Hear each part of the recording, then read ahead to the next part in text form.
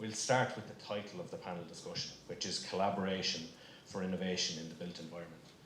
Now, I think collaboration and innovation are terms that are used so frequently at this point, they can become a little generic. So I think we might start with some definitions around innovation. And Judith, because you're sitting next to me, you're going to go first. I want to know what innovation means to you, like not necessarily a definition, but what is it? What is innovation from your perspective when we're looking at the built environment, and what, you know, how can we really tap into it? Quite theoretical question, but I think to define it, maybe it's a novel approach that's actually transformative when implemented, and I keep going on about the importance of feedback. It's actually being able to see that transformative impact that makes a big difference to innovation. I'll go down the line maybe. John, I'd be interested to know from your perspective, like you work in an inherently innovative company, what's innovation to you, but also I want to understand why organizations explore innovation in the first place. Yeah, first thing I'd like to say is that the innovation in Judith's shoes here, they're simply amazing, so when you get the chance to see them later on. But yeah, I'm working in a very innovative company in, I suppose, not a very high-tech and interesting sort of industry. People try to say, be interesting, and you say, I work in concrete, and they kind of switch off straight away. So for me, innovation is, it's not just the creation of something, you know, necessity is the mother of all invention, and you look around in people's garages, there's lots of things that have been invented, but they need to be brought out to the real world, need to be commercialized. So there's maybe a factor there where it's invention times commercialization leads to innovation. So there's many things have been created but not commercialized, and if you look at maybe the tech companies like Apple, who have just bought creations and then did the innovation and have had the profit from there. So I think that's to me what's around innovation. There was a second part of that, which was, I mean, why do companies explore innovation? Oh, yeah. So for us, it's about adding value. It's about trying to, for Ecocem, it's pivoting from being a manufacturer to a technology provider. So we've invested heavily in R&D in the last 10 years. 50 million of our own profits have gone back into our innovation, and that's the change what we're doing to give us the scale of making a global impact. So our business, we're focused in the west of Europe with a small impact, significant impact within a small geography, I'd say. But if we create the technology, we can scale that, license it, and make a real global impact.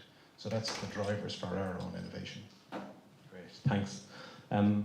Gerardo, you work in an innovative architectural practice looking at circularity and closing the loop on materials. Where is the innovation in your space, and you know, is there a large-scale appetite in Barcelona to, you know, adopt that innovation?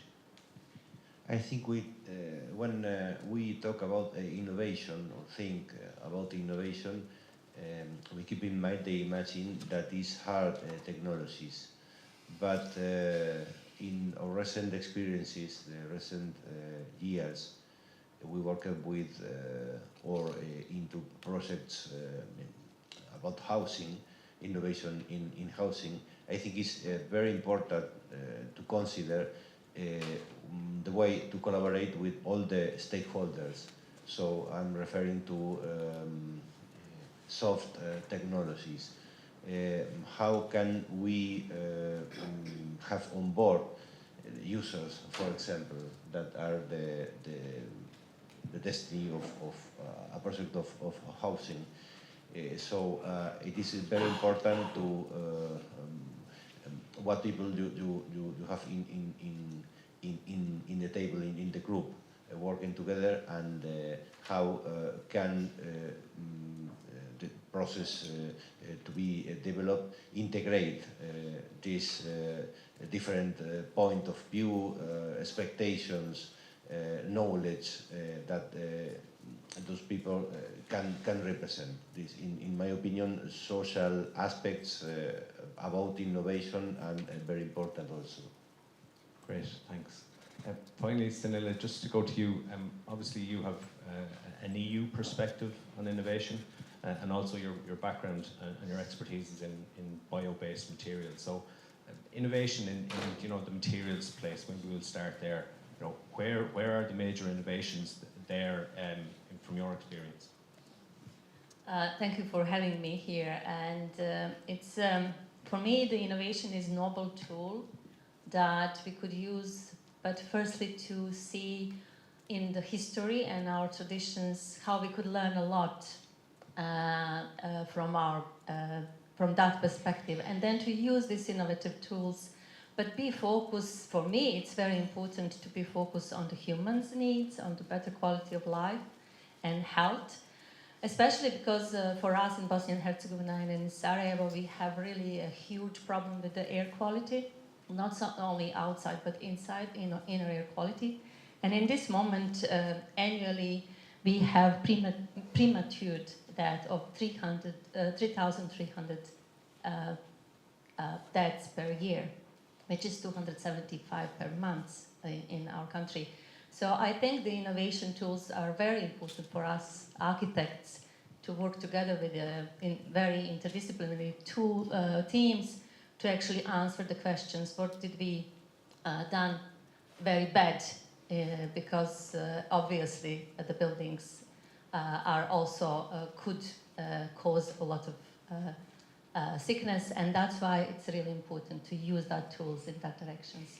And natural materials and bio-based materials, they're helping the nature, but also helping us to answer the questions how we could have a much better environment for the humans, and that's very, very important for me.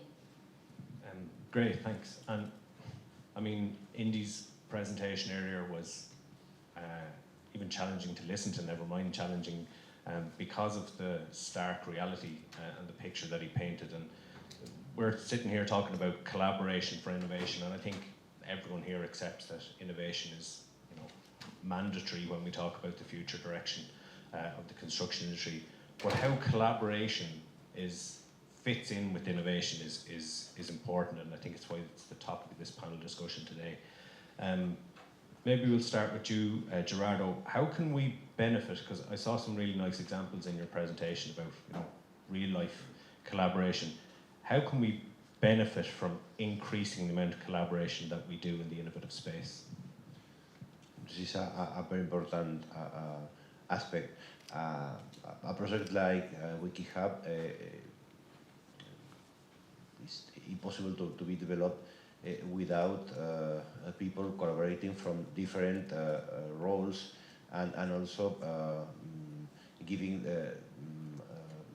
resources the project needs. Resources as, for example, knowledge or technology or methodology or tools to develop the project, and also materials, for example, or to invest the money we need for the part that the building should be financed. So this network that can integrate the local government, architects, engineers, builders, enterprises that produces some products is very, very important. Is the base of the project. This is not, I suppose, the best project of the year or the more innovative building technology. I think that the core of our project, in that case, or some cases related to, is the way to connect and to work together with people, integrating different type of collaboration in a whole project. Great, thanks. Judith, I'd be interested to know from your perspective, either from a policy perspective or from an architectural practice perspective, how do you get the most out of collaboration when it comes to innovative ideas or topics? Even examples of where collaboration has really worked in the past, and you can see and show the benefits of collaboration over, doing it by yourself. Such a good question. I wonder, as you were talking, Gerardo, I was thinking, what do these projects need to make these collaborations happen? And often it's just a question of time, and it's the other question is to just have the people around who have a vested interest in making it work. And I would say these are the two most critical things that are often not available in live projects, which is one of the reasons why it's so wonderful to see that you have all these research trends going on that allow you to take a bigger problem and a bigger question and but sort of investigate it in its own right, offline, so to speak, and then feed the results back into practice. Yeah, so demonstrators would be the one that jumps to mind for me, where we can test out ideas, innovative ideas, safely off to the side before they're deployed at scale. John, you might want to come in here, I think. There's a few buzzwords there that I'm kind of living at the moment, but within a construction project, there's collaboration is key between all the parties that are brought together to build your home, your hotel, whatever it is that you're doing. But usually those collaborations, well, in Ireland, might turn into fights. There's a lot of disputes around things like this. I don't know what the experience is like in other places in Europe. Maybe there's better collaboration. But I think for a company like Ecocem that's producing IP, there's a time when we're ready to collaborate with other people, where you have to get through a process of the technology, the readiness levels, where we're going from the creation, the feasibility, the testing, to the deployment. And it's somewhere along the journey that we'll be ready to collaborate with the other players that are in there. But taking the point of demonstrators, this is absolutely key to everything that we're doing. We're in such a risk-averse industry that we have to get these demonstrators out there for whatever aspect of it is, and that's going to accelerate what we're doing. And I myself are working on a demonstrator with CISC and other members of a consortium in London at the moment. We're looking at a low carbon concrete demonstrator where we've got £500,000 from the Innovate UK, and we're looking at Ecocem ACT technology that has a 70% carbon reduction in CO2 compared to traditional cements. So this is, we're looking at Indy and his carbon budgets. I was terrified, but then I was also really happy that I'm doing what I'm doing, and that there are disruptive technologies out there that are available.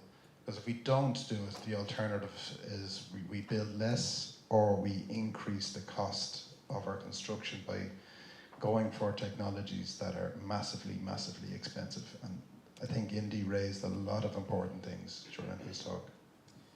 Just the ACT technology and the collaboration with CISC, how did that come about? Because ultimately, I'm a big advocate of these demonstrators, and to see them, more and more of them at bigger and bigger scales, is really important for the journey that we're on. So I'd be interested just to know how it happened. How did you get to this point? Yeah, so there was a project launched by Innovate UK, and importantly, it was a de-risked, so it's a fully funded project, and that is very enticing then for companies to get together. It's not that you need to match funds or in-kind contributions. This is a fully funded, go off you go. You have up to £500,000 for 6 or as many projects within 3 million that's there. And we were looking at this ourselves, and then we found the fund that was there. So getting our stakeholders involved that we know, innovative companies, and once we found the opportunity, getting people together, those conversations are very easy when you say you don't have to put anything in this other than your time, and you will get paid for it. So those sorts of projects will really accelerate everything that goes into a demonstrator. Sanela, maybe from your perspective, and the international side, do you have good examples of where collaboration or an innovation has really worked, and that you could hold up as sort of the best example of why we should be taking part in more and more collaboration? So people and the companies are not ready to accept the innovations and to change. People like to stay in comfort zone, and it's the only way to actually introduce some new innovative ways of rethinking, if we're talking about homes and about better quality of life, it's to collaborate. And that's why we had one very, very good project on the university. With the students, we actually designed one of the experimental building that we were building with natural materials and waste. Waste from the wood, but also sheep wool, straw, clay, lime, all materials. So we even recycled the windows and stuff. But we didn't apply for that and get just the budget to implement. We actually involved all local companies, international organizations, international universities to collaborate and work together. And then we, with the students, we built that experimental buildings, and they're actually learning by doing, which is really important. And also the companies, they send the people, they help us to build and to help us to put the sensors and to actually also measure.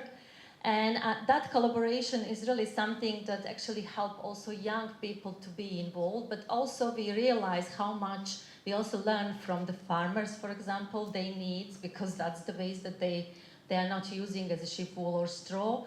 Or also if you're talking about the building waste, nobody actually using the waste or selecting the waste. So it was really good practical way how we collaboratively, we have more than 100 partners coming from different institutions actually talking about same directions. Still, it's something that it's not accepted by everybody because we're also talking with the governments and we are also changing legislations in that directions. But I think that young people who were with us, you know, that is the generation of the young people that really still are fighting for this. And this is very important from my perspective, that young people will learn and then they will actually help us to collaboratively go to that direction. Judith, do you want to come in? I just ask if you go ahead there, Judith, so I have something to come in. Just when you talk to young people, everybody wants to say something.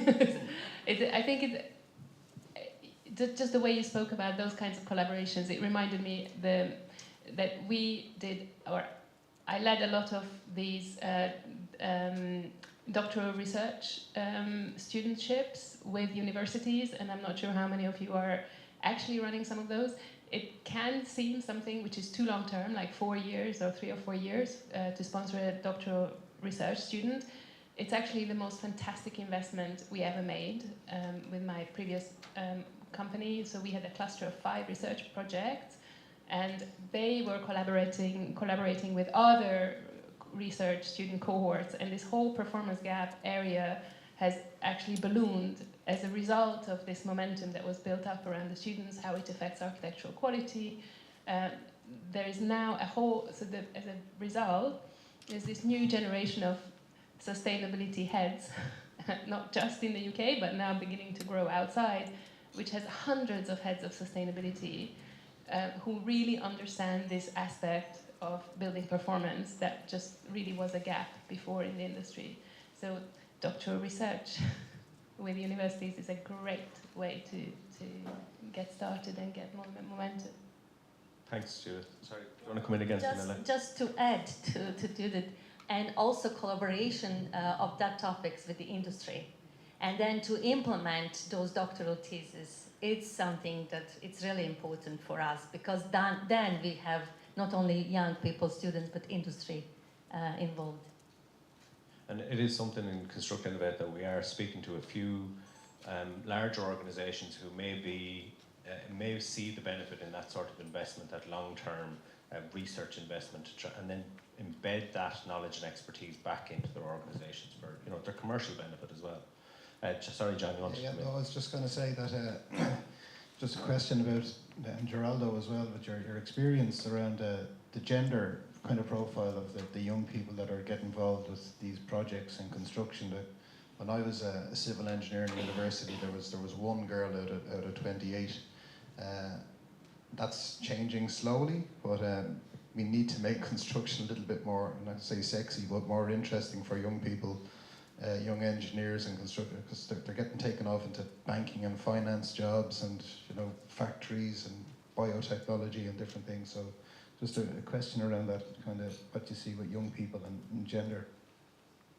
This is a double intention. In one hand, they can gain knowledge and skills to have a better qualification for future workers in the building sector, and on the other hand, they develop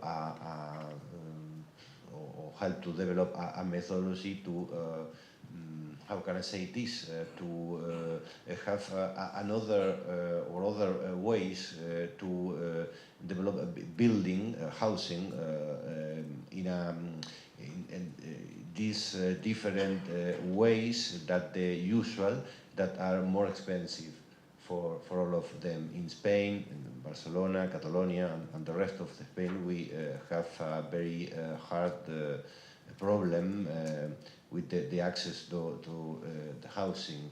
We have a lot of houses without use, and in the same time a lot of people without housing.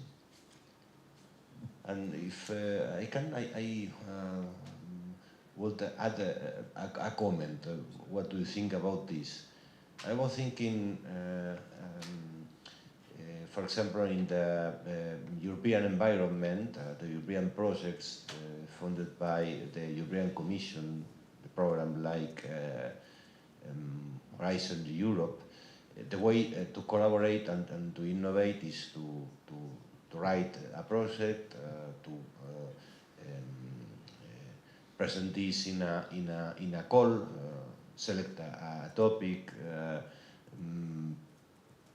form a team that integrates enterprises, technology centers, universities, other companies, specialists, and you have to work in that way for if the project is granted, of course, for 3 years, 4 years. A lot of knowledge, methodologies, tools, and useful things as a result of the project is put in common in repositories for all the people that can use this in the future. But I'm not sure if that effort is how can I say? The idea is there is an opportunity to use these tools, but or these results or these outcomes from the project. But in my opinion, my vision is it is not used as much we can use it. Great. What do you think about this?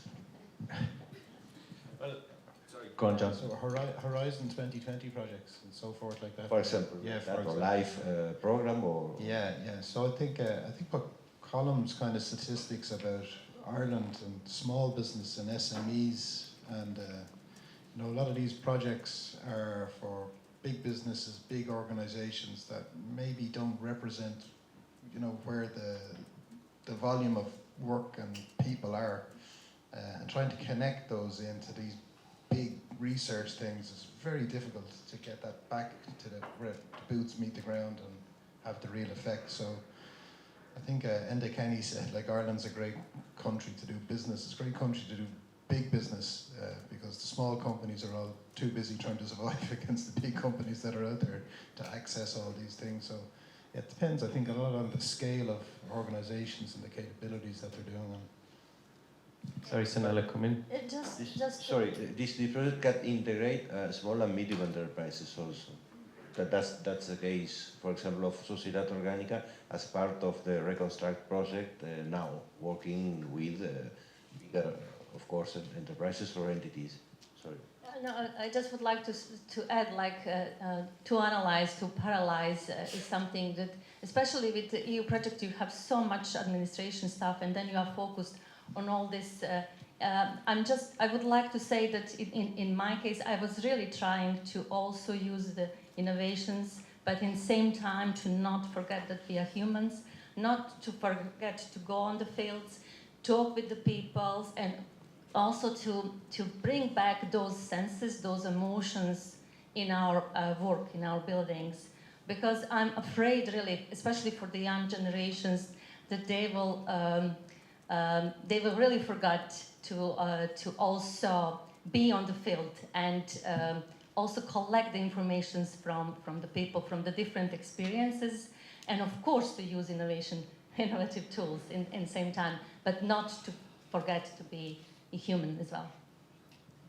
I wondered, just as you were both talking about the involvement of SMEs and small and medium enterprises, I wondered whether there is a way to, so I've worked on so many Innovate UK projects myself, and one of the things that I think is incredibly helpful is to create an actual 3D working prototype, or a building prototype of a research outcome.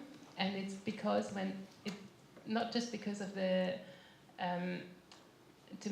for the scientific way of seeing it work, but because if you involve designers, then suddenly, your first thing, your comment was about the shoes, right? So there is a role for design. Designers can bring together lots of interconnecting things and turn them into a single, emotionally engaging manifestation of a new concept or a new way of working. And I do think that architecture and architectural design has such an important role in this. I would oblige all the EU research projects to involve an SME architect in the realization of some of these outcomes. It's perfect. Part of what we're doing with the seed fund calls that we've run is to try and get industry organisations involved in research for the first time. And one of the projects I mentioned, which is a mass timber demonstrator, which is a community centre and a creche, that was a standalone project, and the purpose of it was to understand mass timber from design to construction and through to operational performance. But that project has now been used by the University of Galway as part of a European bid, which has now been successful in a project called Woodstock. So it's about multipliers too, and it's about bringing industry companies with real projects and demonstrators into European projects, and it can turn a small project into a much bigger project, and also tap these industry organisations into European research networks. So it's probably the best example I have so far of the research program that we've developed about starting small, doing something tangible and real with industry, and then tapping it into something much bigger and getting the benefits of that multiplier as well. Networks among young people like ACAN, the Architects Climate Action Network, Architects Declare, and there are other networks so spreading around Europe and the globe. And so we are trying to work quite hard at the Architects Council of Europe to get those young people involved. Policy is not necessarily the most exciting thing, like 500 pages of energy performance of buildings directive to trawl through is not that attractive to a lot of young people. It's very helpful to know what's in it. But engaging in research projects and prototypes is something that the profession would be ready and keen to work on. So it's a nice thing to tap into the network. I just have one kind of further question, because my next topic that I want to move on to was, the barriers for collaboration. What is stopping the industry from collaborating more and getting the benefits from that collaboration? And I've been working in the construction industry for 20 years. John, maybe a tiny bit more. We work in an adversarial industry. The first place is usually, a fight. Or something contractual, or some disagreement, and that is the exact antithesis to collaboration. So Judith, maybe to you, you're a lecturer at Net Zero Policy in UCL. Is the mindset of new graduates and being more open to collaboration and an important part of the story about how we increase it across the industry. That the old guys who've had the hammer and the homework for 20 years need to move to the side a little bit and allow for a new type of approach and mindset. It's interesting. So the course that I teach on, the MEng course in architectural engineering at UCL, it's a model where it's a studio-based, a design-based course that involves architects, environmental designers, civil engineers, and every single tutorial is with these multiple disciplines together, so the students really get used to those multiple perspectives and bringing those together in the design, which I think is really, really innovative and really helpful. In terms of working with academia, so like nearly 20 years ago now, when we started the first data platform called Carbon Buzz, it was a quick conversation, as it always happens, with someone from UCL running a very small funding project. And it ballooned into a national database working with the professional bodies and academic institutions and research centers. And it was, at that time, nobody wanted to talk about the performance gap, nobody wanted to share any data. But through the involvement of these institutions and academia and research centers, it became okay to do that and share those lessons learned in the public domain. And not just okay, but it became important a mark of professionalism and expertise to be able to do that. And I think that kind of approach can really help, but also innovate. So government funding schemes can play a really important role in that. So putting data and results in the public domain is, disclosure. Great. Is really great. Sanela, then maybe over to you, and again, looking for an international perspective and a policy perspective. What are the big barriers that you see to collaboration? What's stopping it becoming more widespread? By my experience, it's about trust. Really, people need to trust each other and to trust more in collaboration, that this is the actually much more stronger way for any future changes, because we will have tectonic changes in front of us. If we want to achieve everything what we put to green agenda in 2050, then all the sectors will really require huge changes, and especially young people will be the ones who will implement all that stuff in the next 30 years. I will probably stop in 10 years, but for them they cannot, they have to go on. And we also, of course, in my country we have this political issues, and this trust is something maybe stronger than in UK and Ireland. But still, I think it's very important that people will actually have more trust in the collaborations, and actually to share not only data on the internet, but really to share the experiences, because I think it's very important to also listen the other people and to also rethink in that way, because I think rethinking is something that everybody of us needs to do, and that will also help put that changes. Gerardo, maybe same question to you. It's about where do you see the barriers or the real challenges to widespread collaboration? Is it trust? Is that the biggest problem at the moment, that there's inherently a lack of trust between players in the industry? I think I can say something from the small company experience or environment. I think we have two difficulties. One of them could be lack of financial support in a continuous way.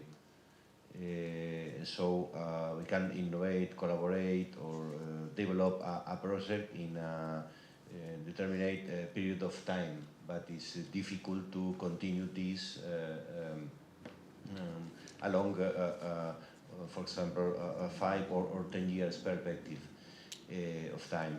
And the second one is strongly related to the previous one, I think, is how to maintain our teams working and people working with us without that financial support in a continuous way, because people that we have now in our team, for example, can think about another opportunity for other projects or collaboration in other enterprises or institutions.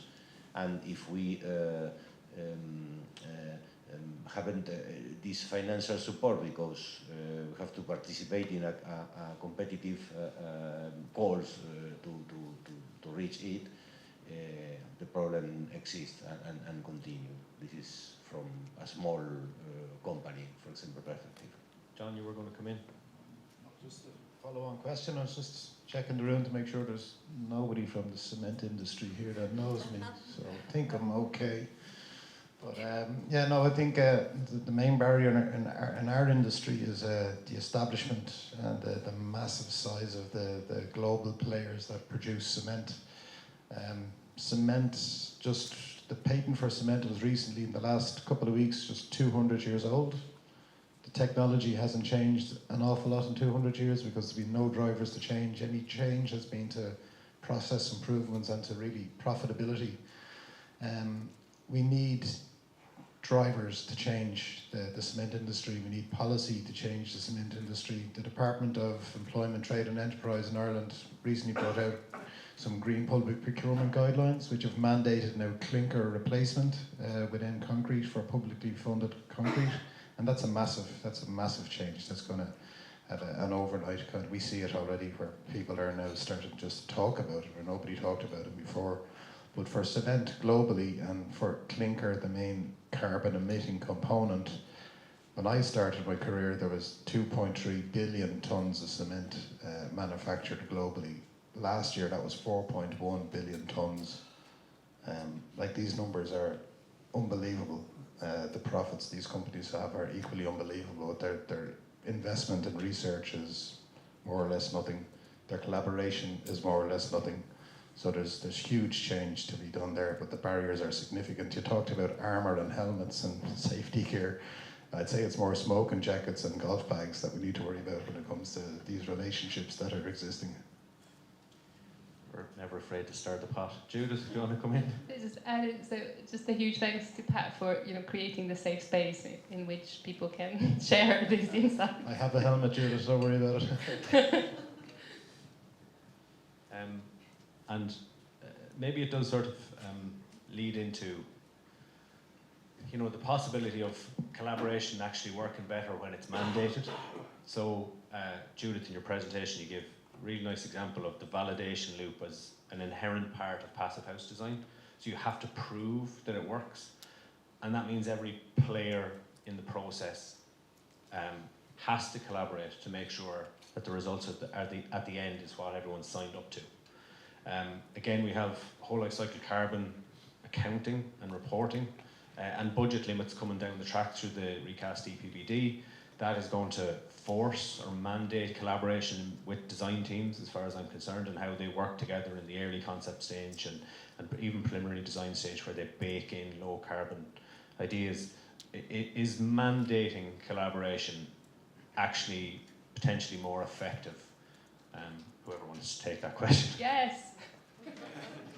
Yes, please. But mandating what? So you have to bear in mind that the Energy Performance of Building Directive mandates the introduction of building level whole life carbon limits for all projects above, I think, 500 square meters across the EU, and every member state needs to develop their own limits. But bear in mind that there is no requirement in the legislation to validate what's actually gone into the building. So it just requires an LCA to be done for every project. And so, and because it's such a safe space here,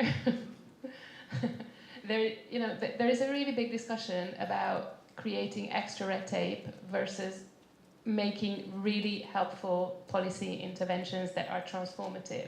And the reason why we created the UK's Net Zero Carbon Building Standard and based it around validation for whole life carbon, so for operational as well as embodied, is because validating what actually goes into the building makes all the difference. Otherwise, it remains a kind of tick box exercise. I'm not saying it's not useful. It's really helpful because it's already helping to identify in projects wasteful practices and unhelpful things, but to really make it transformative, it has to be about reality, what we've done for real. And when Indy was talking about the high-level carbon budgets, the Building Performance Institute of Europe has just done a recent survey of what's been happening in each of the member states through the Indicate project that you were involved with.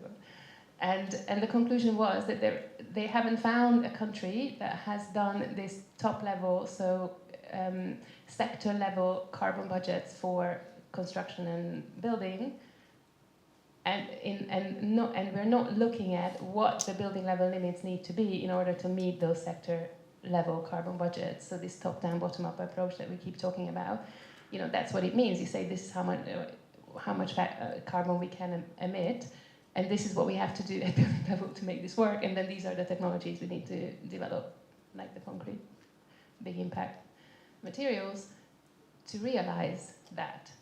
But if we don't have this feedback loop between practice and intention, there is a danger that it can become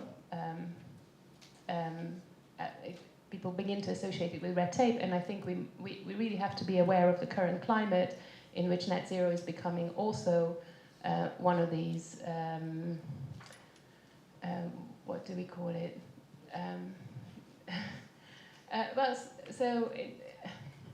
A controversial topic that can become a political football.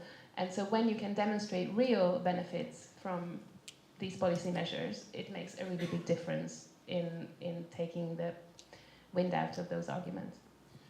Great. Well, we have a couple of minutes left, so maybe we'll just sort of sit on this topic before we finish up. And it's really, we're inherently talking about innovation here and new ways of doing things and new approaches. But when it comes to collaboration, what is the best way to foster collaboration? Is it carrot or is it stick? Or is it a mixture of both in your experience and the examples that you have of collaboration to date?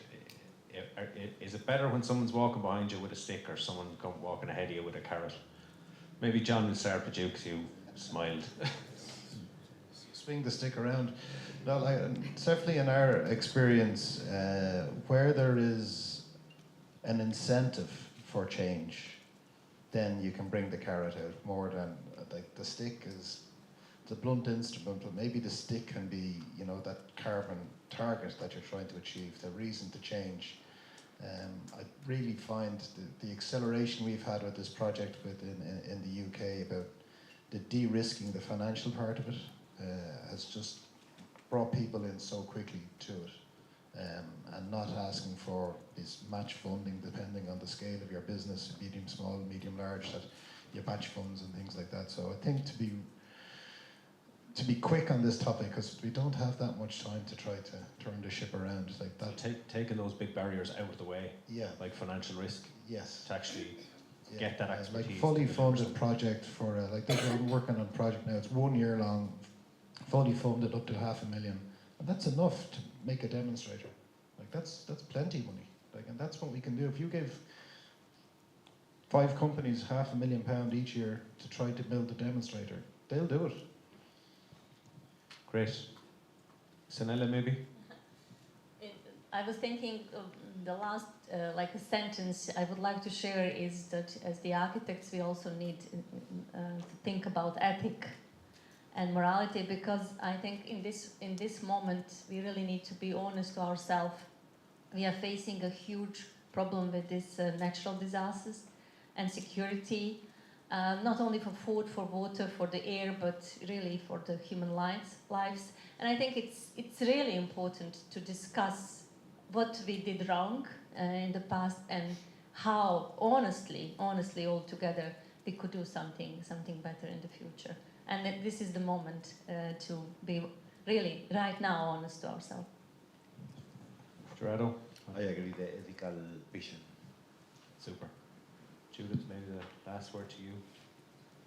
I think the RIBA has just published a book about the ethical dimension of architecture, which I highly recommend. It's really a great summary of different approaches to it and what organizations can do to embed it effortlessly into their thinking and work.